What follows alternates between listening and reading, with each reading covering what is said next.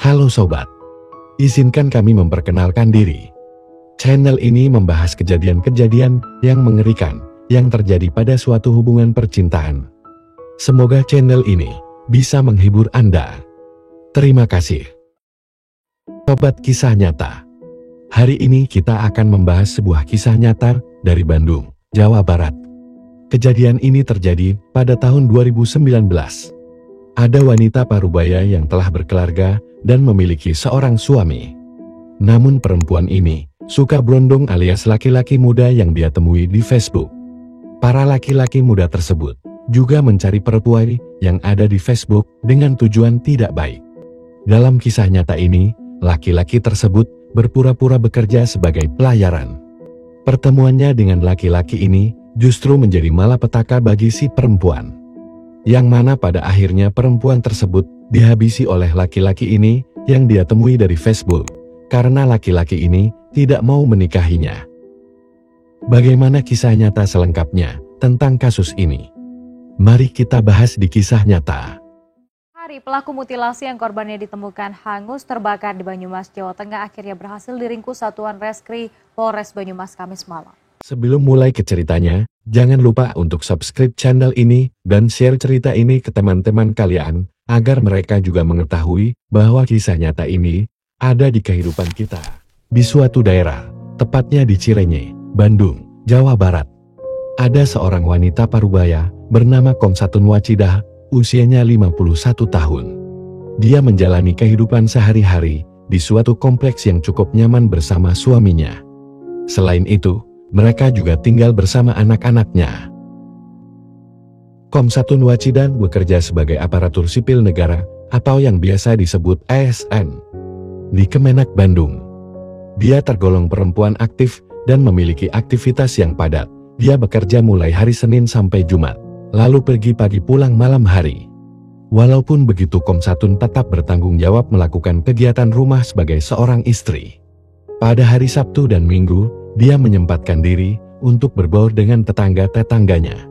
Walaupun begitu, Komsatun tetap menyempatkan waktu untuk berbagi cerita kepada tetangga-tetangganya.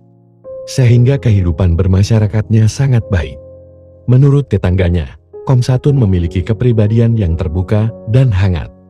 Begitu juga di kehidupan rumah tangganya. Komsatun dan suaminya jarang cekcok karena suka berkomunikasi bila ada masalah. Singkat cerita, pada suatu hari, seperti biasa, kegiatan sehari-harinya bekerja. Pada hari itu Komsatun melihat rekan kerjanya sedang tertawa sendiri sambil melihat handphone. Komsatun yang saat itu penasaran, kemudian bertanya kepada temannya, "Hei, kamu main apa kok ketawa sendiri?" Temannya menjawab, "Ini aku baru saja dapat teman baru dari Facebook." Mendengar hal tersebut, Komsatun sedikit bingung. "Main Facebook, kok bisa dapat teman?" ucapnya dalam hati. Dengan rasa penasarannya, Komsatun meminta temannya untuk mengajarkan bermain Facebook. Singkat cerita, Komsatun bisa bermain Facebook. Sejak hari itu Komsatun mulai memasuki dunia sosial media yaitu Facebook. Dia menyibukkan diri bermain Facebook. Lalu pada saat itu, Komsatun menjalin pertemanan dari Facebook dengan seorang laki-laki yang bernama Denny Prianto. Denny Prianto laki-laki sederhana yang berusia 37 tahun dan dia berasal dari daerah Jawa Tengah. Lebih tepatnya warga Banjarnegara. Dia merantau ke Bandung dalam upaya mencari pekerjaan. Dia dikenal oleh keluarganya sebagai anak yang baik dan jauh dari pergaulan yang aneh-aneh. Dia tidak merokok dan juga tidak minum minuman keras. Namun, orang tuanya tidak mengetahui kelakuan anaknya saat berada di luar rumah. Denny sebenarnya bukanlah sosok baik yang dikenal kedua orang tuanya saat berada di rumah. Denny pernah masuk penjara karena melakukan aksi penculikan terhadap seorang mahasiswa. Ketika dia masuk penjara, keluarganya tidak mengetahui hal tersebut. Jadi, bisa dikatakan Denny adalah orang bermasalah. Tidak ada info yang menjelaskan secara rinci mengenai pekerjaan Denny di Bandung. Tapi yang pasti, dia di sana bertujuan mencari uang untuk memenuhi kehidupannya dan anak istrinya. Namun sobat, meskipun dia telah memiliki istri dan anak, Dia memiliki hubungan dengan wanita lain secara tidak serius, alias selir-selir untuk menguras hartanya. Denny menggunakan Facebook sebagai alat untuk mencari selirnya. Dari aplikasi itu, dia mengajak dan merayu para perempuan yang dia temui di Facebook untuk dijadikan pacar. Setelah itu barulah Denny melancarkan aksinya, yaitu meminta uang ke pacarnya dengan modus meminjam uang. Singkat cerita, pada suatu hari, Denny dan Komsatun bertemu di Facebook. Pertemuan mereka di sosial media itu membuka babak baru dalam kehidupan Komsatun. Sedangkan Denny turut senang atas pertemanan ini karena sudah menemukan calon korban. Ketika itu, tidak ada informasi tentang siapa duluan menambahkan pertemanan. Yang jelas, mereka sudah saling berteman di Facebook. Obrolan mereka semakin hari semakin intens. Tibalah Denny memulai aksinya dengan bertanya, "Komsatun, kamu kerja apa?" Komsatun yang baru tahu sosmed dengan polos menjawab, "Aku kerjanya sebagai aparatur sipil negara." Denny yang mendengar hal tersebut langsung senang karena calon korbannya ini sangatlah menarik di matanya. Kemudian Komsatun bertanya juga kepada Denny. Pada saat itu Denny tidak mau kalah perihal pekerjaan. Lalu Denny menjawab, "Saya bekerja di pelayaran." Saking liciknya, Denny mengelabui Komsatun dengan cara mengganti foto profil Facebooknya yang berpakaian seperti orang pelayaran. Hal ini dilakukan agar calon korbannya tertarik, dan pada saat Denny meminjam uang pastilah korbannya tidak menolak untuk meminjamkan uangnya. Ketika beraksi, Denny mengaku masih bujangan. Komsatun yang pada awalnya tidak memiliki niat apa-apa, lantas percaya saja apa yang diucapkan Denny. Komsatun yang sedang asik mengenal sosial media, ditambah memiliki teman baru, membuat dia senang karena hal ini merupakan hal yang baru di kehidupannya. Singkat cerita, beberapa hari kemudian mereka saling mengirim pesan. Kemudian keduanya memutuskan saling bertemu di suatu tempat yang tidak jauh dari kediaman Komsatun. Ketika bertemu, dia memperlakukan Komsatun baik sekali. Dia memberikan perhatian dan merayu Komsatun. Di saat itu Komsatun yang senang kepada Denny mulai merasakan jatuh cinta.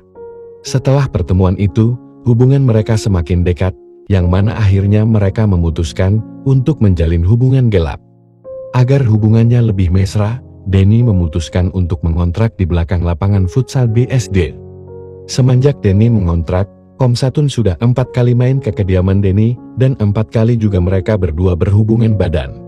Denny merasa Komsatun sudah masuk jebakannya, mulai menguras harta Komsatun dengan cara berpura-pura pinjam uang. Komsatun yang sudah percaya, tanpa berpikir panjang meminjamkan uang kepada Denny. Sobat kisah nyata. Setelah beberapa waktu, Denny tidak kunjung mengganti uang Komsatun.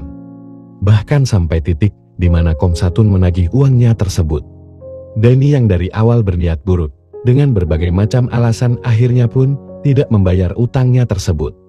Selain itu, Komsatun yang telah cukup lama menjalin hubungan, dia juga meminta kepastian atas hubungan ini alias menikah. Mendengar hal itu, Denny menolak. Hari demi hari hubungan mereka semakin renggang. Tidak jarang Komsatun mengungkit uang yang dipinjam Denny, hal ini membuatnya jengkel dan marah. Lalu pada suatu waktu, Komsatun dengan rewel membahas uang yang dipinjam Denny dan masalah pernikahan. Lagi-lagi Denny kesal dan marah. Tidak lama kemudian Denny memujuk Komsatun dengan cara mengajak Komsatun berlibur ke puncak. Mendengar hal itu, Komsatun tersenyum dan senang atas ajakan Denny. Singkat cerita tibalah pada hari Minggu tanggal 7 Juli tahun 2019, saat itu sekitar pukul 9 pagi. Komsatun sudah meminta izin ke suaminya untuk keluar rumah. Suaminya tidak merasa curiga, mengiyakan dan berkata hati-hati di jalan. Komsatun pun bergegas ke kontrakan Denny sambil membawa mobil. Sesampainya di sana, Denny mengajak Komsatun berhubungan terlebih dahulu sebelum berangkat ke puncak. Tanpa berlama-lama Denny bersiap menjalankan aksinya. Pada akhirnya mereka berhubungan badan. Setelah berhubungan badan, Denny berkata, "Coba kamu tengkurap." Komsatun pun berbalik badan.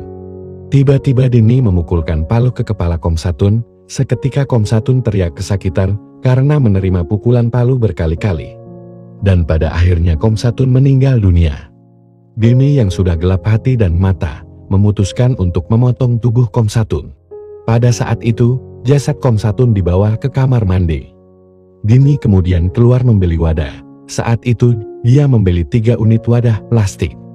Dia juga membeli sebuah golok. Semua uang yang dia pakai untuk membeli peralatan tersebut, dia ambil dari dompet Komsatun.